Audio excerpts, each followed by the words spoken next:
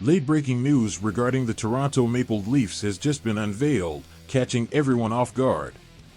Our reporters have successfully acquired this invaluable information. Nevertheless, prior to delving into the specifics of this news, I kindly request your subscription to the channel, with the goal of soon surpassing the subscriber count of the Montreal Canadiens.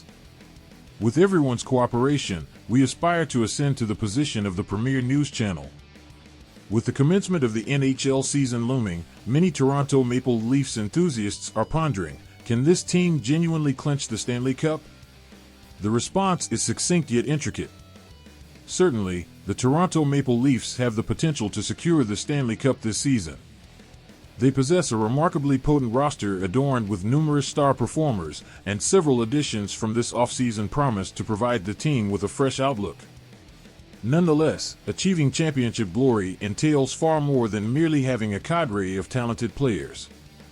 While the Leafs' forward core appears formidable, their defensive and goaltending aspects raise some concerns. Furthermore, competing in the league's most competitive division doesn't aid their cause, as the Eastern Conference playoffs promise to be an arduous challenge. Nevertheless, let's scrutinize the current state of the Leafs team and ascertain whether they possess the fortitude to claim the Stanley Cup. Toronto Maple Leafs, is the Stanley Cup victory attainable? Forwards. The strength of the Leafs undeniably lies in their forward contingent. With the inclusion of Tyler Bertuzzi and Matthew News, and potentially Max Domi, in this season's lineup, the Leafs may boast one of, if not the best, top 6 assemblies in the entire NHL.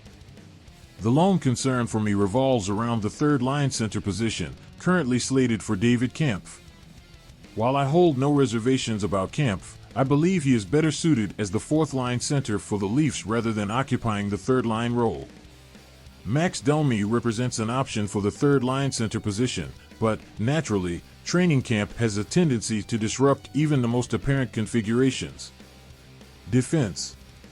The Leafs' defensive unit is serviceable but falls short of brilliance. They lack depth, and as a collective, they are still devoid of a genuine number one defenseman. Morgan Rielly, whom I admire, no longer attains elite status. In the 2023 playoffs, he emerged as one of the Leafs' top performers, if not the best, but during the regular season, his consistency wavered. The Leafs did acquire John Klingberg, who might have been considered a number one defenseman back in 2018. While he may still prove valuable, he no longer possesses the prowess he once did. In essence, the Leafs' blue line is sturdy but lacks the caliber of a championship-winning team, as seen in recent years with teams like Colorado, Vegas, or Tampa Bay. Goaltending. Although the current goaltending situation may not be universally beloved, I believe the Leafs boast some of the league's most robust goaltending depth. Ilya Samsonov and Joseph Woll are both formidable netminders who are youthful and exhibit significant potential. Both goaltenders have also demonstrated their ability to steal games in the previous season and aim to replicate that performance this year. Will either of these goaltenders claim a Vezina trophy? Probably not. Yet, several recent Stanley Cup champions have proven that possessing a Vezina-caliber goalie is not a prerequisite for victory. Instead, a hot goaltender at the opportune moment suffices. A prime example is Adin Hill, who predominantly served as a backup throughout his career before embarking on a remarkable playoff run and clinching a cup this year with Vegas. So, can the Leafs secure the Stanley Cup next year?